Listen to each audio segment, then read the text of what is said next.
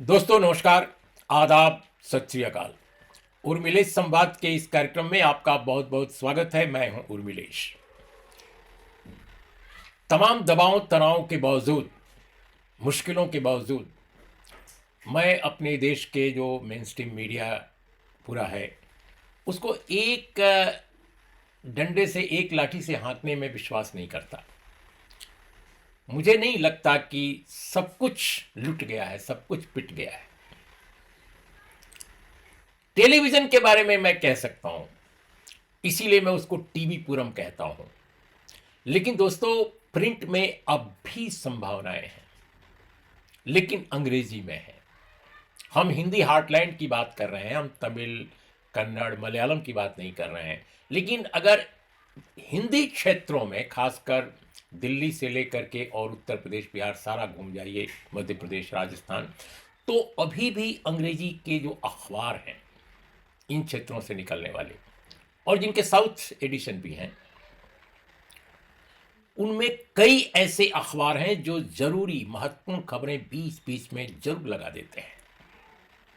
मुश्किलों में भी पड़ते हैं, लेकिन इसके बावजूद वो दम दिखाते हैं।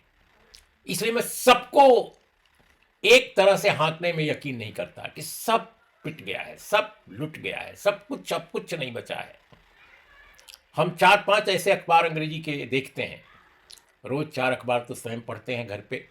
बाकी मैं वेबसाइटों पर भी देख लेता हूं, और उन अखबारों में अक्सर मैं कोई ना कोई ऐसी इंपॉर्टेंट खबर देखता हूं, एनालिसिस देखता हूं, जो पुराने दिनों की याद ही नहीं दिलाती है, बल्कि कई बार उससे बहुत महत्वपूर्ण और जरूरी सूचनाएं और विश्लेषण पेश करती हैं ऐसी खबरें। अब जैसे आज ही मैं पढ़ रहा था हिंदुस्तान टाइम्स। हिंदुस्तान टाइम्स के एक सेकेंड या थर्ड पेज पर संभवतः एक बहुत इंपॉर्टेंट खबर मुझे दिखाई पड़ी। अब ये है तो बिल्कुल प्रशासनिक दायरे से निकली खबर, लेकिन कोई टेलीविजन पर इसको दिखाता नहीं, हिंदी अखबार में कोई छापता नहीं जनरली।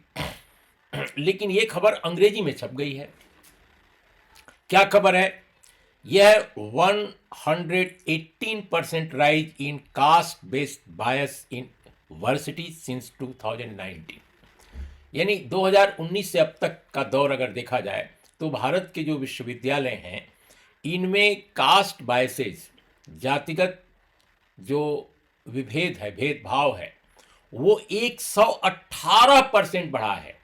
ये हिंदुस्तान टाइम्स के करस्पॉन्डेंट संजय मौर्य हैं। संजय मौर्य ने ये रिपोर्ट फाइल की है, और ये कोई अपने मन से उन्होंने नहीं गढ़ा है। ये कहीं किसी मीडिया संस्थान की ओरिजिन नहीं है इसके पीछे। ये यूनिवर्सिटी ग्रांट कमीशन, विश्वविद्यालय अनुदान आयोग, अब उसका नाम सुना है कि कुछ बदला बोतला जा गया है, तो विश्वविद्यालय अनुदान आयोग यानी यूजीसी की जो रिपोर्ट है उसमें ये परसेंटेज दिया गया है, ये आंकड़े दिए गए हैं, और उससे निकाली गई है रिपोर्ट। पार्लियामेंट्री कमेटी जो है, शिक्षा, महिला और युवा, खेलकूद, इन मंत्रालयों से जुड़ी एक पार्लियामेंट्री कमेटी, संसद की स्थायी समिति, उसको ये रिपोर्ट जानी थी और इसके लिए रिपोर्ट तैयार की गई। अब उसमें ये सारा डेटा दिया गया, और ये सुप्रीम कोर्ट में भी 2025 में ये वहां पर भेजी गई रिपोर्ट। इसमें क्या कहा गया है मैं आपको बताऊं। हिंदुस्तान टाइम्स की ये रिपोर्ट बहुत महत्वपूर्ण कुछ सूचनाएं देती है, और इनका कहना है कि विश्वविद्यालयों, कॉलेजों में जातिगत विद्वेष और भेदभाव के जो मामले हैं बीते 5 सालों में 118% बढ़े हैं। यूजीसी डेटा जो है ये उसके आधार पर बात कही गई है। इसमें 2019-20 और 2023-24 के दौरान यूजीसी ने 1160 शिकायतें पाई थी, 1160 कंप्लेंट्स पाए थे। इक्वल अपॉर्चुनिटी जो सेल है अलग अलग संस्थानों में बनी, उसकी तरफ से और SC/ST जो सेल पहले से जो काम कर रही है उसकी तरफ से। इसमें 1052 शिकायतों के समाधान का यूनिवर्सिटी ग्रांट कमीशन यानी विश्वविद्यालयों से जो रिपोर्ट आई होगी UGC को, उसमें यह दावा किया गया है कि 90% शिकायतें उनका समाधान हो गया। 90.68 समाधान की का दावा किया गया है। लेकिन जो विश्वविद्यालयों में काम करने वाले प्रोफेसर्स हैं और खासकर जो जातिगत भेदभाव, डिस्क्रिमिनेशन, बायसेस, इसको एक बहुत मुश्किल या बहुत ही यूं कहा जाए कि चैलेंजिंग एक मसला मानते हैं, उनका आकलन है, ऐसे प्रोफेसर्स का मानना है कि ये जो दावा पेश किया गया है कि 90.68% कंप्लेंट्स को एड्रेस किया गया है, ये गलत है, ये सही हो ही नहीं सकता। और अखबार ने प्रोफेसर N सुकुमार जो दिल्ली विश्वविद्यालय के प्रोफेसर हैं, उनको बाकायदे कोट किया है और उनका ये कहना है कि ये बिल्कुल गलत है। ऐसा वो मानते नहीं हैं कि इतना इक्वल अपॉर्चुनिटी जो सेल है और SC/ST जो सेल है उसमें जो कंप्लेन आए उसको इतना एड्रेस किया गया है, ये बिल्कुल सही नहीं है। और इसकी वजह वो मानते हैं कि दरअसल ये जो सेल काम कर रही हैं, ये जो प्रकोष्ठ काम कर रहे हैं, ये नाम तो बन गया है SC/ST सेल, ये भी बन गया है नाम इक्वल अपॉर्चुनिटी सेल, लेकिन दरअसल ये इंडिपेंडेंट और ऑटोनमस होकर अपना काम नहीं कर पाते। तो जो विश्वविद्यालय प्रशासन है वो उसका वर्चस्व या उसकी छत्र छाया इन प्रकोष्ठों पर हमेशा बरकरार रहती है। इसलिए कोई भी मसला जो आता है शिकायत का, उसको एड्रेस करने के लिए जो जरूरी स्वतंत्रता है, जो जरूरी स्वायत्तता है उस सेल की, वो उसको उपलब्ध नहीं होती, उसको वो एक्सेस नहीं हो पाता और इसकी वजह से दबाव के कारण समस्याओं का समाधान नहीं निकल पाता सही समय से। ये प्रोफेसर्स का कहना है और इस पत्रकार ने उसको उद्धृत किया है। ये महत्वपूर्ण खबर है मेरे हिसाब से। इसलिए महत्वपूर्ण खबर है कि 118% पिछले 5 सालों में अगर यूनिवर्सिटी कैंपसेज में SC/ST के साथ या अन्य समुदायों के साथ, माइनॉरिटी कम्युनिटी, OBC तमाम हो सकते हैं, इनके साथ अगर भेदभाव इतना बढ़ा है और मुझे लगता है कि जो शिकायतें आई हैं वो भी शिकायतें कम हैं। बहुत सारी शिकायतें नहीं आ पाती हैं इस डर से कि अरे इसका तो कुछ होगा नहीं, हमारे साथ इतना डिस्क्रिमिनेशन हो रहा है। तो जो छात्र है, जो रिसर्च स्कॉलर है या कोई भी है, वो डर जाता है कि अगर हम कंप्लेन करेंगे सॉरी, तो शायद उल्टा हम पर न कार्रवाई हो जाए। भाई क्या हुआ था रोहित वेमुला के केस में, सेंट्रल यूनिवर्सिटी हैदराबाद, याद है ना? और सेंट्रल यूनिवर्सिटी हैदराबाद में रोहित वेमुला के साथ जो मामला हुआ, अगर आप उसको देखें, 2016 की कहानी है और पूरे देश में उसके खिलाफ प्रोटेस्ट हुआ, लेकिन क्या समाधान निकला? क्या समाधान निकला? अगर उसके बाद इतने वर्षों के बाद भी 5 साल में जो केसेस हैं 118% बढ़ रही हैं, तो हमारे समाज ने, हमारे एकेडमिक वर्ल्ड ने, हमारी गवर्नमेंट ने, प्रशासन जो चलाते हैं विश्वविद्यालय के, उन्होंने कितना उससे सबक लिया, कितना सीखा, कितना समझा। तो मुझे लगता है कि ये जो मसला है बहुत ही गंभीर है और सचमुच विश्वविद्यालय का प्रशासन, सरकार में बैठे लोग, विश्वविद्यालयों को चलाने वाले महत्वपूर्ण जो लोग जिनका अपॉइंटमेंट सीधे सरकार करती है, जब तक उनमें डाइवर्सिटी नहीं होगी तब तक इस मसले का समाधान संभव ही नहीं है। रोहित वेमुला के मामले में जिन लोगों ने फैसले किए थे और जिन लोगों ने शिकायतों को एड्रेस नहीं किया था, वहां भी वो समस्या थी, एक ही तरह के लोग,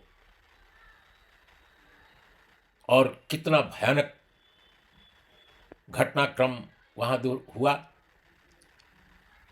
लेकिन आज तक उस तरह के मसलों को एड्रेस नहीं किया गया है और ऐसे और भी मामले न जाने कितने दर्ज हुए हैं हमारे देश के विश्वविद्यालयों में, कॉलेजेस में। बहुत सारे लोगों को सस्पेंड किया गया है, जिन्होंने शिकायत की उनको सस्पेंड कर दिया गया। कुछ लोगों के खिलाफ इससे भी ज़्यादा बड़ी कार्रवाई हुई। तो ये जो मसले हैं, मैं समझता हूं कि या तो एक रिपोर्ट है जो अखबार में छपी है, लेकिन अगर देश के अन्य अखबारों में भी देखिए आप, हर जगह इस तरह की घटनाएं बहुत बड़े पैमाने पर हो रही हैं। चाहे वो साउथ का हो, साउथ में थोड़ा कम है, नॉर्थ में और सेंट्रल इंडिया में बहुत ज़्यादा है। और ये डिस्क्रिमिनेशन केवल जातिगत आधार पर जो डिस्क्रिमिनेशन है, केवल छात्रों के साथ नहीं हो रहा है, जो टीचर्स हैं, जो फैकल्टीज है, उनके साथ भी हो रहा है। हम उस पर अभी बहुत ज़्यादा नहीं जाएंगे, लेकिन उस पर जरूर हम आपके सामने जरूर एक नया प्रोग्राम पेश करेंगे। अब उदाहरण के तौर पे मैं एक केवल उदाहरण देकर अपनी बात धीरे धीरे खत्म करूंगा कि आप देखिए कि भारत के जो विश्वविद्यालय हैं, वहाँ हम स्टेट यूनिवर्सिटीज़ को नहीं लेते हैं, केवल सेंट्रल यूनिवर्सिटीज़ को लेते हैं, जिनसे पूरे देश के विश्वविद्यालयों को एक मॉडल पेश करने का जिनसे अपेक्षा की जाती है कि देश के सर्वोत्तम विश्वविद्यालय कौन होंगे, जो सेंट्रल यूनिवर्सिटीज़ हैं, केंद्रीय विश्वविद्यालय हैं, जो सीधे भारत सरकार जिनको चलाती है। लेकिन आप केंद्रीय विश्वविद्यालयों के प्रोफेसरों की सूची ले लें, प्रोफेसर्स की, कुल मिलाकर 45 केंद्रीय विश्वविद्यालय हैं, हो सकता है कुछ और इसमें जुड़ गए हों नए। तो केंद्रीय विश्वविद्यालय जो 45 हैं भारत सरकार की ओर से चलाए जाने वाले, इसमें 85% जो प्रोफेसर्स हैं, 85% प्रोफेसर्स, वो कौन लोग आते हैं, कहाँ से आते हैं?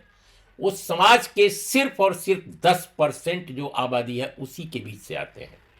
यानी 90% जो आबादी है समाज की, 90% जो आबादी समाज की है, उसका रिप्रेजेंटेशन कितना है प्रोफेसरशिप में? उसका रिप्रेजेंटेशन सिर्फ 15% है, 15%। और उसमें भी अगर ओबीसी कम्युनिटी, जो सबसे बड़ी कम्युनिटी है देश की, जिसकी आबादी 60% आंकी जा रही है, अभी तो जनगणना बाकी है, होगी तब पता चलेगा कि सच क्या है। तो ये जो प्रोफेसर्स हैं, जो 85% जनरल कैटेगरी के हैं, यानी देश की जो 10% आबादी है उसमें केवल आते हैं, और जिनको 27% होना चाहिए था ओबीसी कम्युनिटी का, उनका रिप्रेजेंटेशन 4.1% है। क्या ये जातिगत भेदभाव नहीं है? इनके अपॉइंटमेंट में आड़े क्या आता है? आजकल एक नया जुमला आ गया है, NFS, not found suitable. NFS, योग्य नहीं पाए गए, इसलिए अपॉइंटमेंट नहीं हुआ। और ये ओबीसी पर, एससी पर, एसटी पर काफी जबरदस्त ढंग से लागू हो रहा है। तो ये एक वानगी मैंने पेश की, एक आपके सामने एक नमूना पेश किया है। निकट भविष्य में हम इस पर और भी कहानियां आपके सामने पेश करेंगे।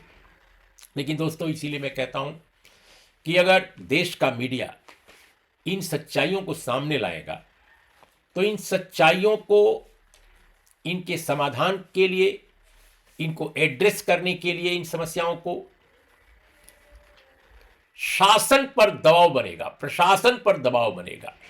लेकिन अगर रिपोर्ट ही नहीं करेगा मीडिया इन सच्चाइयों को, विकराल सच्चाइयों को, तो फिर शासन क्यों इनको एड्रेस करेगा? शासन में बैठे लोग चाहते नहीं है कि ये एड्रेस की जाए समस्याएं। लेकिन अगर ये मीडिया में आता है तो समाज में जाएगा, समाज में इस पर सवाल खड़े होंगे तो लोग अपने रिप्रेजेंटेटिव से पूछेंगे, और वो दबाव में आकर उनको मजबूरी में उनको हल करना पड़ेगा इन समस्याओं को। लेकिन मीडिया अगर छापना बंद कर दे, बोलना बंद कर, जैसे टेलीविजन ने बंद कर दिया है, टेलीविजन सिर्फ सरकार की बात करता है, सिर्फ सरकार की बात करता है। अभी आप देखिए, विदेश के मामले में भी अगर इस देश के टेलीविजन चैनलों को बोलना होता है तो ईरान की बात वो नहीं करेंगे, वेनेजुएला की बात नहीं करेंगे, कोलंबिया की बात नहीं करेंगे, क्यूबा की बात नहीं करेंगे, किसी और डेवलपिंग नेशन की बात नहीं करेंगे, वो अमेरिका की बात करेंगे, सिर्फ अमेरिका की बात। तो ये स्थिति बन गई है अपने देश के टेलीविजन की, तो उनसे तो कोई अपेक्षा नहीं की जा सकती है। लेकिन अखबारों से अपेक्षा आज भी है लोगों की, चाय की दुकानों से लेकर लोगों के घरों तक। हिंदी अखबार पूरी तरह यूं कहा जाए कि अपनी भूमिका अदा करने में पूरी तरह विफल है। लेकिन अंग्रेजी अखबारों में अभी भी संभावना बची है। आप देख लीजिए, I mean Indian express, the Tribune, times of India, Hindustan times, ये जो अखबार हैं, आप इनसे नाराज हो सकते हैं, हम भी नाराज रहते हैं, हमारी भी शिकायतें हो सकती हैं, लेकिन आप कल्पना कर सकते हैं कि जो माहौल है पॉलिटिकल, जो एडमिनिस्ट्रेटिव माहौल है, जिस तरह का दबाव है मीडिया चलाने वाले लोगों पर, खासकर अखबार के मालिकों पर, वहां बैठे काम करने वाले लोगों पर, इसके बावजूद अगर अंग्रेजी के अखबारों में फिर भी जर्नलिज्म करने की कोशिश की जा रही है तो ये कोई साधारण बात नहीं है। इसीलिए मैंने कहा कि मैं सबको एक सिरे से खारिज नहीं करता और खारिज नहीं किया जाना चाहिए। तो दोस्तों, ये जो खबर आपके सामने मैंने पेश की, जो हिंदुस्तान टाइम्स ने आज छापी है, इंपॉर्टेंट खबर है, क्योंकि ये एथेंटिक डेटा के आधार पर ये आपके सामने पेश की गई है खबर। ये किसी मीडिया संस्थान का डेटा नहीं है, यूजीसी का डेटा है, और उसके आधार पर इन्होंने पेश किया, और लंबी रिपोर्ट है, काफ़ी अच्छी रिपोर्ट लिखी गई है। ऐसी रिपोर्ट्स की ज़रूरत है अपने देश में। अब आप सोचिए कि कितना भेदभाव है, लेकिन हमारे राष्ट्रीय स्वयंसेवक संघ के जो चीफ हैं मोहन भागवत साहब, वो कहते हैं कि लोग अगर अपने दिमाग से जाति निकाल दें तो 10-12 साल के अंदर भारत से जाति खत्म हो जाएगी। जाति का नाम लेना लोग बंद कर देंगे, जाति का कोई मतलब नहीं रह जाएगा, जाति भूल जाएंगे लोग। लेकिन अब मोहन भागवत जी के इस मासूम अंदाज पर कोई क्या कहेगा कि अपने संगठन की जो टॉप बॉडी है उसमें एक ही वर्ण के लोगों की उपस्थिति 90% से भी ज्यादा होगी, और कहेंगे कि लोग जाति भूल जाएं। प्राइवेट सेक्टर जो शासन चला रहा है, आरएसएस और बीजेपी, प्राइवेट सेक्टर के सीईओ कितने लोग किन समाजों के हैं आप भूल जाइए, और पूरे देश की आबादी का 90% जो है प्राइवेट सेक्टर में, जिसका रिप्रेजेंटेशन प्रॉपरली 10% भी नहीं होगा, और आप कह रहे हैं भूल जाइए। मीडिया के बारे में भूल जाइए कि सारे के सारे संपादक, मीडिया में बड़े पदों पर बैठे लोग एक ही वर्णों के हैं, एक ही तरह के वर्णों के हैं, ये सब भूल जाइए। मोहन भागवत कहते हैं सब भूल जाइए, दिमाग से निकाल दीजिए, सब ठीक हो जाएगा। तो स्ट्रक्चरल चेंजेज आप नहीं करेंगे, कह रहे हैं दिमाग में चेंज कर लीजिए। यानी जैसे आज से 1500 साल पहले, 600-700 साल पहले, जैसे उत्पीड़ित समाज, वंचित समाज के लोग, उनको इस प्रकार रखा गया था, शिक्षा से वंचित, सोच और विचार से वंचित, तो उसी तरह से आप बन जाइए। आप भूल जाइए, राज करने दीजिए दूसरे लोगों को, आप राज में अपनी हिस्सेदारी मत मांगिए, आप जाति के बारे में चिंता मत कीजिए, अपने आप भूल जाएंगे आप। तो ये मासूमियत ही तो है, और क्या कहेंगे इसको। तो दोस्तों, आज इतना ही मैं कहना चाहता था कि 118% कास्ट बेस्ड जो बायसेज हैं हमारे यूनिवर्सिटीज़ में, अगर सिर्फ 4-5 साल में बढ़ी हैं तो उनकी स्थिति कितनी भयावह है, और दुनिया के पैमाने पर हमारे विश्वविद्यालय टॉप 10 की बात छोड़िए, टॉप 100 में भी नहीं आ पा रहे हैं। ये स्थिति तब है, कैसे हम अपने को बेहतरीन विश्वविद्यालय बिल्ड करेंगे अपने देश में, कैसे हम अच्छे कॉलेज खड़ा करेंगे। विश्वगुरु बनने का हम ऐलान करते हैं, लेकिन शिक्षा में हम कहाँ हैं, कैसे बनेंगे विश्वगुरु। तो आज इतना ही। नमस्कार, आदाब, सत श्री अकाल।